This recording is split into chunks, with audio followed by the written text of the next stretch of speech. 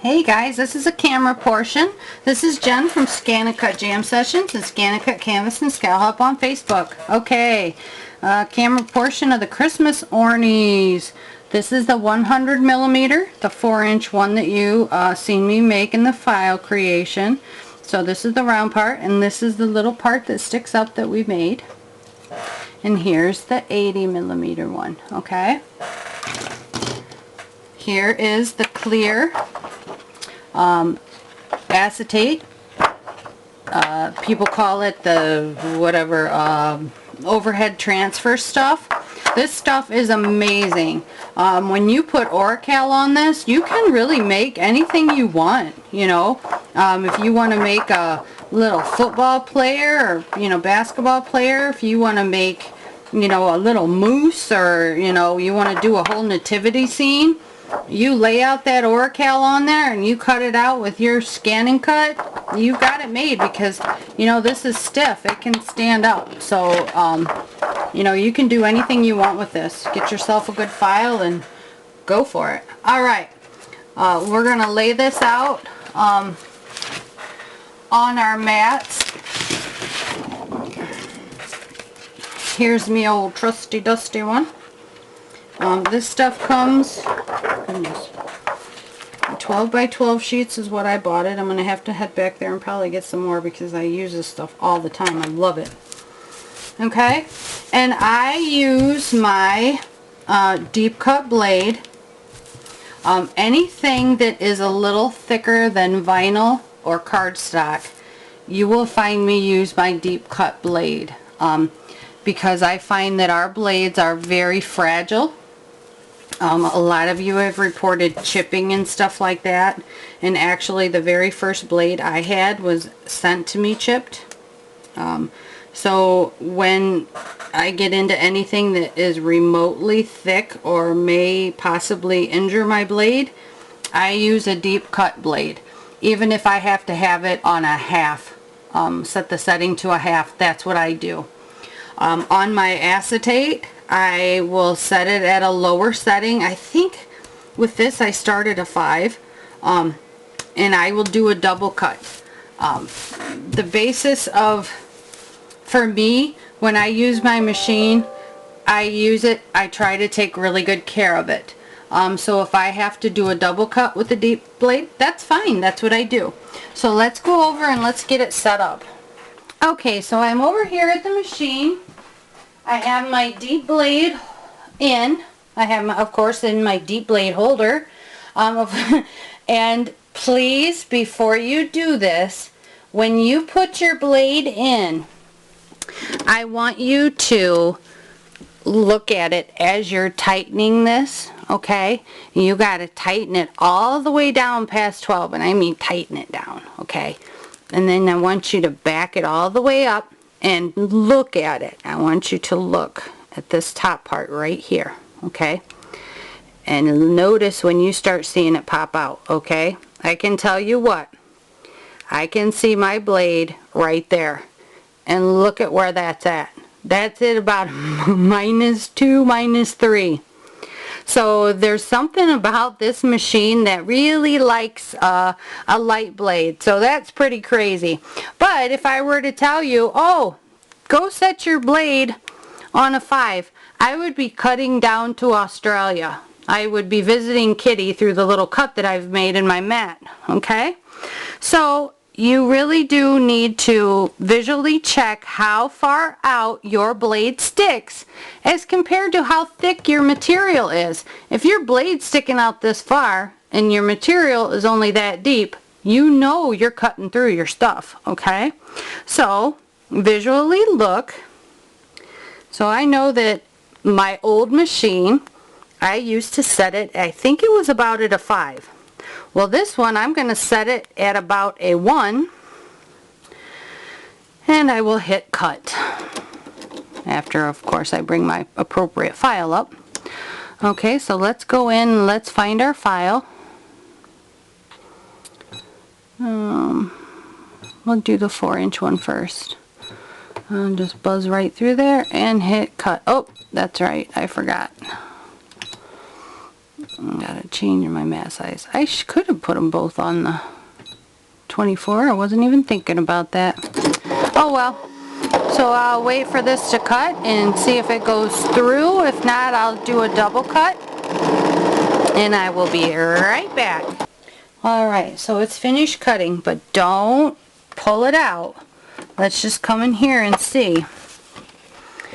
Let's roll it.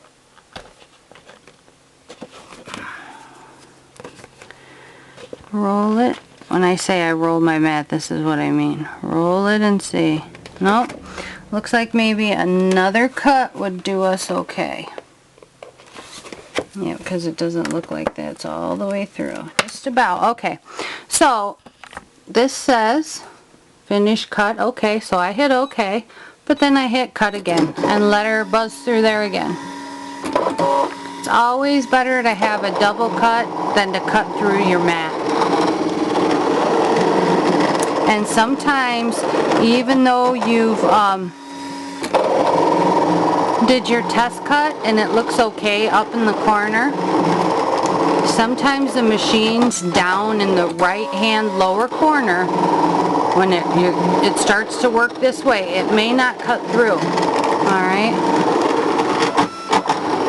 So just check before you go ejecting your paper or your material. Okay, now, in sticking with the all machines are different theme, I tried it with the settings that I used with my 100, because this is the CM650W.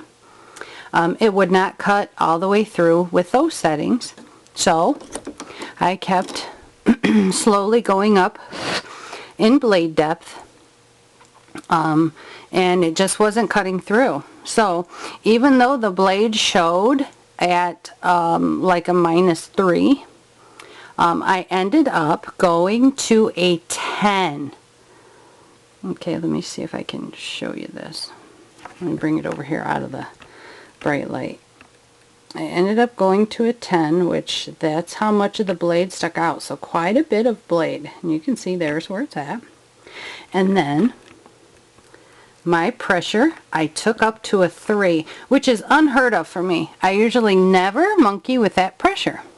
But I took it up and then it cut wonderfully. And you know, with acetate sometimes you have the little frayed kind of looking edges. None of that. So let's go over to the table and take a look. Okay, so here we are. Let me grab 2 of these. Okay, here's one of the bigger ones. You can see it cut out really nice. And here's one of the smaller ones. And they cut out perfectly. None of the feathered edging like you can get with improper cuts. So it ended up being a 10 blade depth with a pressure of 3. But that's my machine. Now you remember I have the settings written for my old machine, and they were totally different. So it's very important for you to set with your machine and get what your machine likes for the settings. Okay, when I come back, I'll show you how to stuff these inside of the ornaments. Okay, can you see it in there? Nope, probably not. But my floating piece is inside of there, and it looks wonderful. And it's not going to flop all over because I have that piece that's holding it up in there. It's holding it right there. So it's not going anywhere. And that size was absolutely perfect, so that was a good guess by me. But that's what it does. So let me show you how to get it in there. And then I'll show you how to put these back in there. Here we go. So that one is done until you get it decorated. So what we do, let me make sure that you guys can see this. Okay. What you do is I usually just grab a hold of that top metal piece and rock it like that.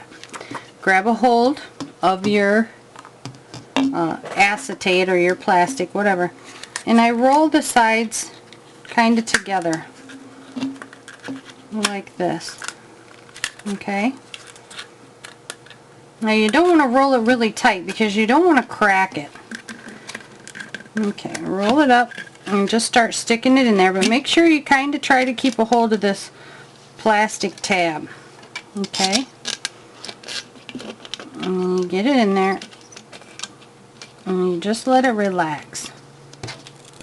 And I kind of take my tweezers, grab a hold of it, and just kind of wiggle it. There we go. Now it's in there and it's perfect. Nice and stretched out, and you can't see it. See, there it is. But it looks really good. And I apologize, you guys, it's October, what, 16th, I think? And I'm still doing my Halloween stuff, and you guys all jumped ahead of me. So I had to dig out my ornaments to get this done. So I don't really have any of my Christmas stuff out. So I'll show you how to do this and put the words and that on them, but I don't have my snow and all that stuff out here. Okay, so that's how you do it. And then they sit so nice in there. Now if you do this and they're still bunched up and, you know, kind of catching, go back into Scal and make them a smidge smaller.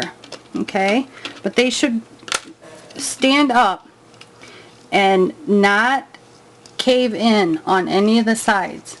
Alright, they should be really pretty. They should just fit, but not be all scrunched up in there.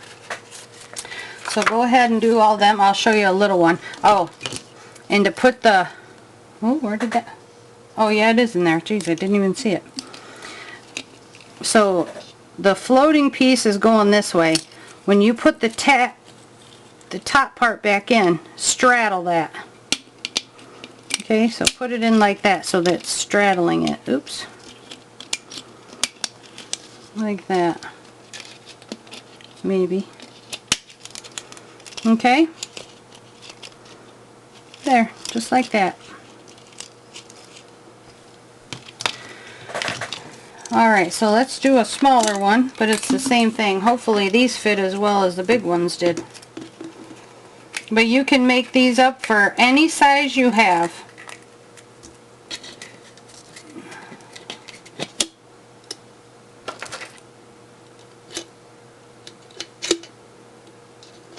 Just make sure your tab fits.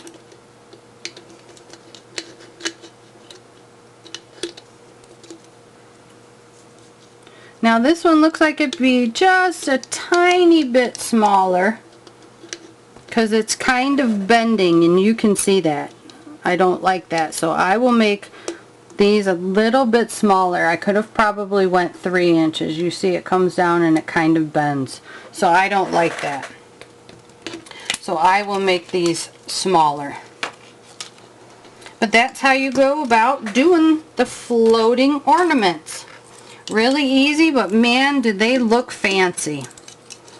And you can stamp using that stays on ink. You can stamp it. You can make all kinds of really cool stuff, but we'll get to that in a later tutorial.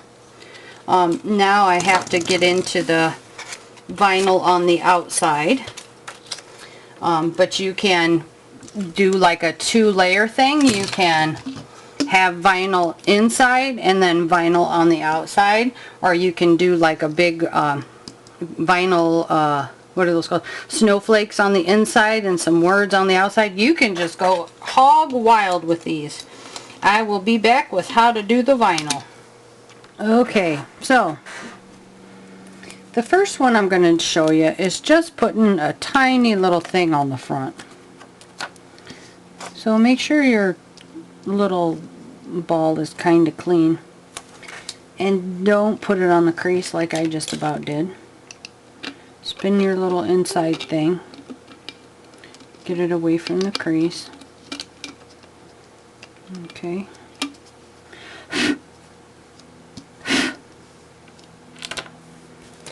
Alright. Now what I do is I start on one side and usually on the bottom, and I just start, hopefully you can see this, and I start to go back and forth like this, and just smooth it across. And I will, the next one, get to words, because that seems to be the trickiest part. Okay.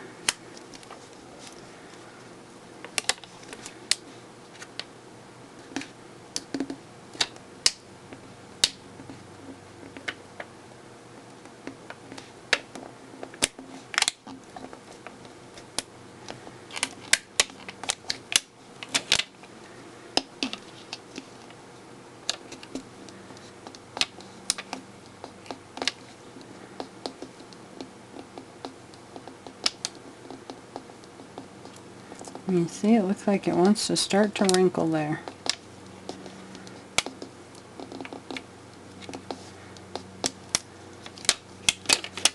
So keep working the vinyl. And I'm almost pulling and stretching in this direction.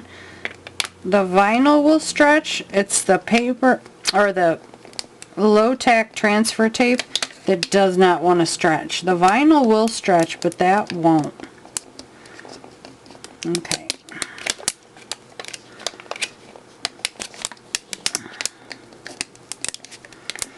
Okay, so let's see what we got. Let's see how many awful, horrible wrinkles we've got. None. There are no wrinkles at all in there. And the trick is you have to, it's almost like you're pulling and stretching in one direction only, okay? Yeah, it looks like there's a tiny little bit right there. And if you get one that looks like this,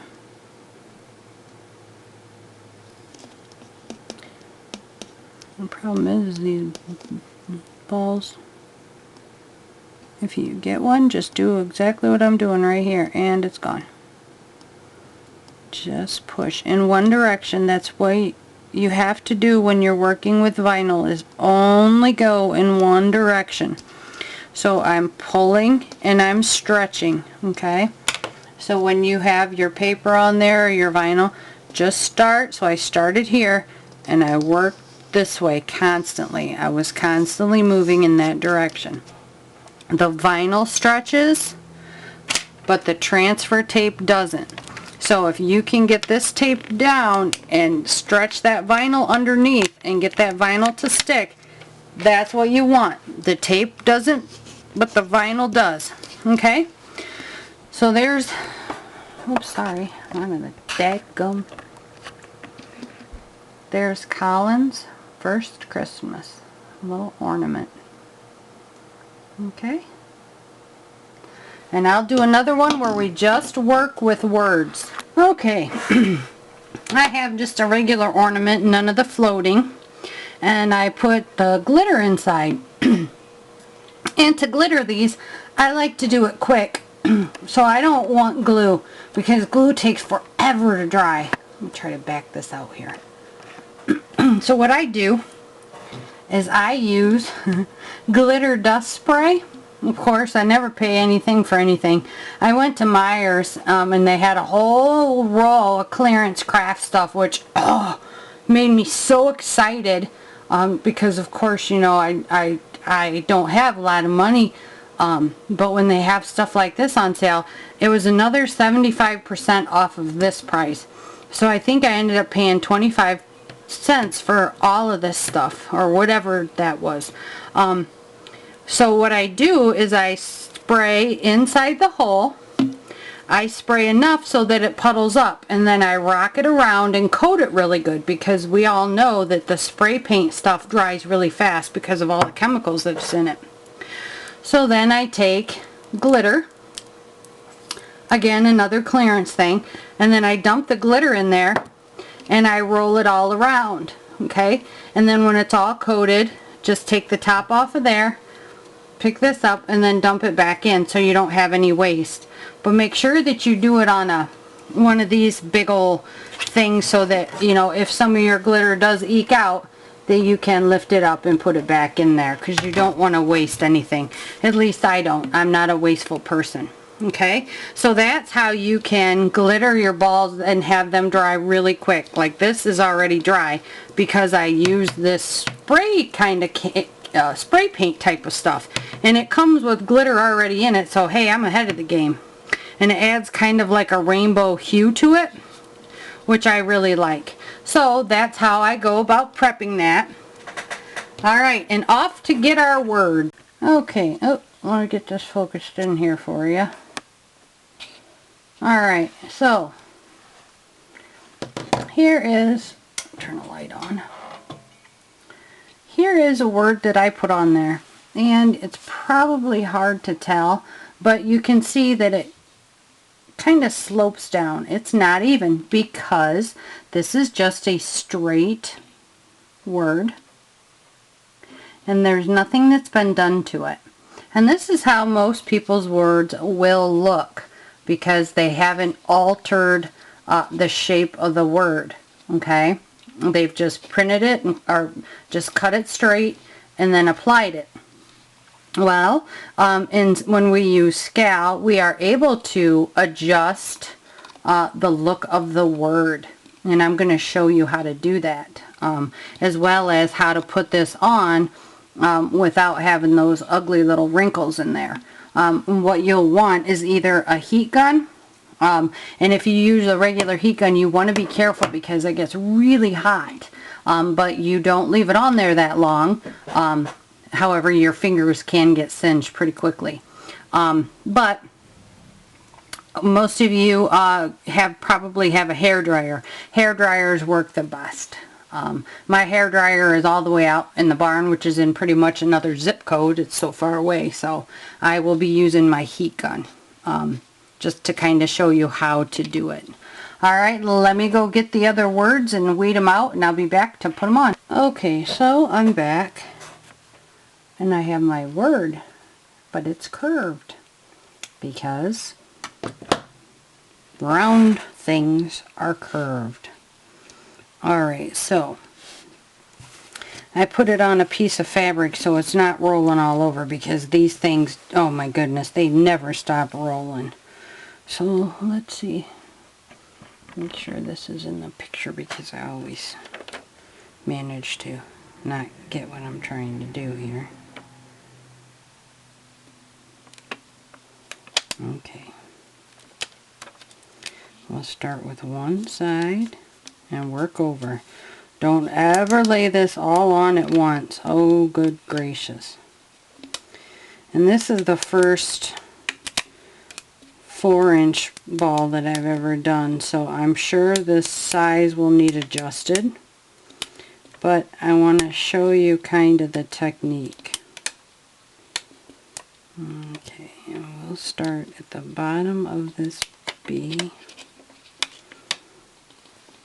I kind of need to snug it into my body a little bit here.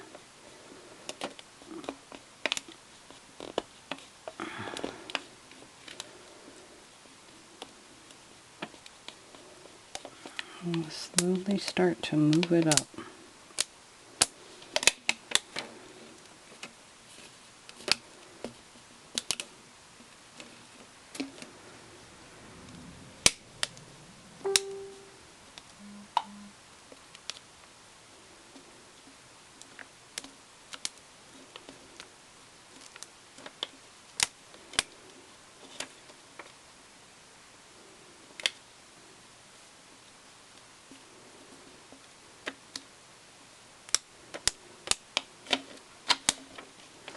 Do you see there's kind of a wrinkle wanting to form there? I just need to get this part off.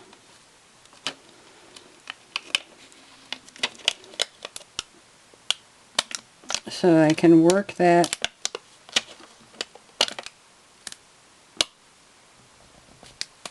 part.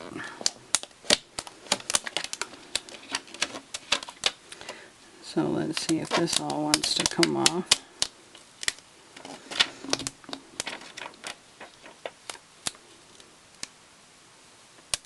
Okay, now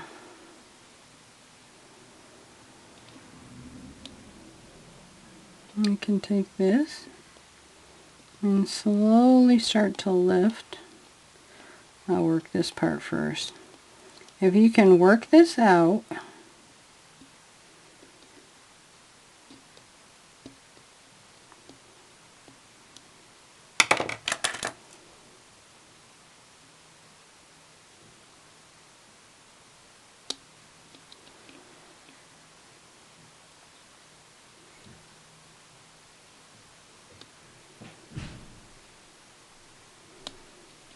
you get it to lay down. There we go. So there's that piece.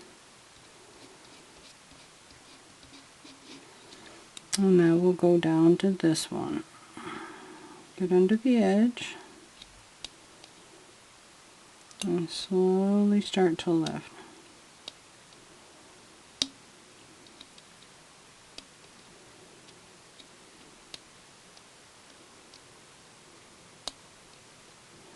And if you're having just a hard time even getting it to stick, heat works well too to get it to stick. And clean it first, you know, with the alcohol and all that good stuff. Okay, there we go. Now you can see that it looks like it's even. It's a nice straight read. This effect is the wrapper effect. When you go into Scal, put your word down and click on Effect and then go to Wrapper. I'll bring that up on the screen and show you how I did it, because really you can't measure this. I'll show you how I do it. Okay, so here we are in Scal. There's my word that I just cut out, and here, I wanted to save this for you. Here is the bulge effect. It distorts the word so much that you just do not want to use it. That's what it looks like. Okay, so we'll get rid of that one and we'll come back here. I'll show you how I do it. If you guys like this font, trying to remember, that's Dom Loves Mary by Debbie Cimentelli. B-E-L-I-E-V-E. Okay, so let's blow it up, and I take it to about 2 by 4. Just about, or somewhere in there. A little less, like that. Okay, so there we have it. Let's come up to our effects. And let's come to our wrapper. Okay, well there it's kind of backwards. It's going the wrong way. So let's decrease 0.75. Nope, let's put it at 1. Bottom diameter is at about a half. Well, that looks okay. Slant height, well, that doesn't really do anything. We want to take off the add template, but I'll leave it in there to show you just in case you forget.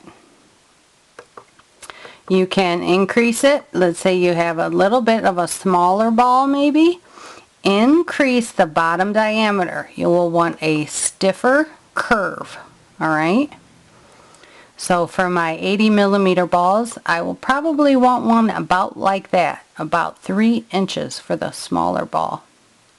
The top diameter, I can leave it about 1 to 1 1/4. Alright, so that is how I came up with this. And you see,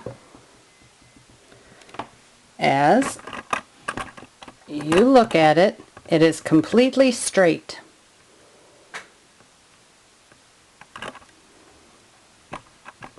So that is how you do it. You go in to the cone wrapper effect in Scal.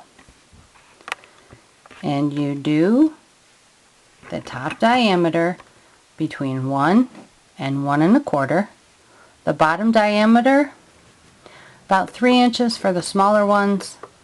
And this one I did at about, I think it was 1 1/4, but I didn't have, yeah, it might have been about that. You'll just kind of have to mess around with it. But that is how you get it, okay? So then you click OK. But look, uh-oh, I left that in there, and that will cut out when you go to your cutter, so you don't want that. What you need to do is, if you accidentally leave that in there, is you come up to Object and click Ungroup, then come over, click on that piece, and click Delete. But make sure you come back in here, then go to Path and go to Union, and that will union all of your letters together. Some people call it weld, that's what it is in Canvas, but in Scal it is called Union, and that makes everything one solid flowing line. Alright, now off to the heat thing. Okay, let's do the heat thing. I just took this and just smashed it on here, because I'm going to rip this off anyhow. I don't care. This is a for instance. Okay. Well, I know that I can go through and weed this out myself and fix it okay. But what if you can't? Well, we're going to take a little bit of heat. And we're going to start hitting this bad boy. And we're going to start, yep. We're gonna start letting that heat, or letting that vinyl start to stretch out. Oh, you see that? It pretty much singed that puppy.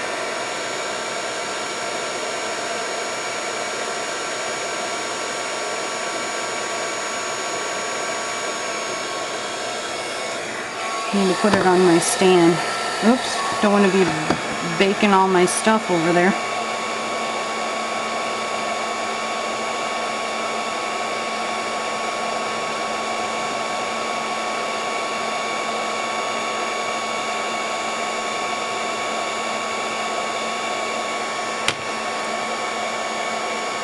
Pick it up.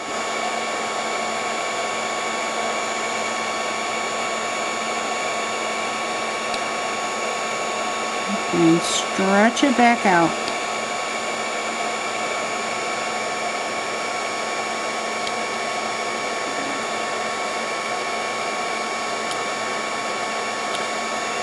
Okay, same thing with this. Pick it up.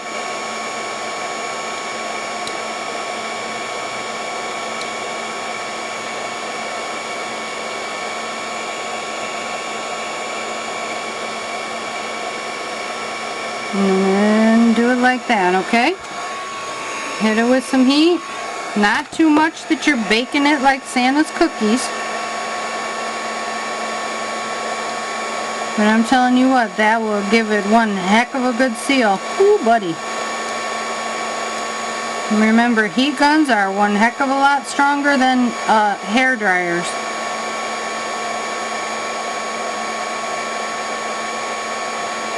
So just work it out, just like that, okay?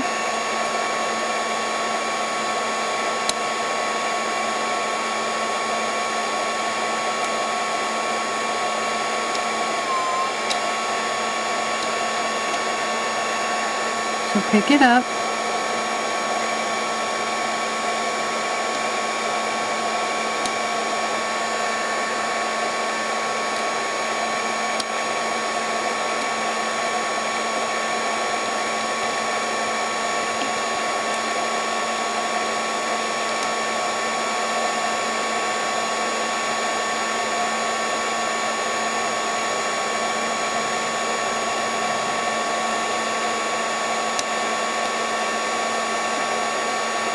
And there you go.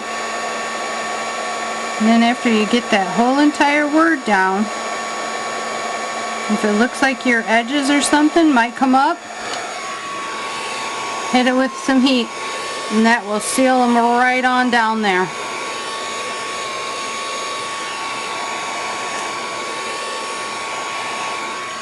Okay. Oops, wrong way, Jen. Good. But again, this one was not curved to the fit of the thing, so that's not even in focus, is it? You poor guys sitting there watching all blurry-eyed. Okay? So you can use heat to help blend in the wrinkles and heat to help seal it down. But I like to use my tweezers in that wasn't even joined. Huh. I like to use my tweezers and my weeding tool to pick out my wrinkles. And then I use my heat to seal it down. I love that. The heat's almost like a glue, extra layer of glue. Okay, so there it goes. It went from one hot mess to not too bad, but it doesn't have the curve, so I don't like it. This is a lot better. It has the curve, so it looks really good on there. Alright guys, if you have any questions, you can come and find me over at ScanNCut, Canvas, and Scal Help on Facebook. Thanks a lot, guys.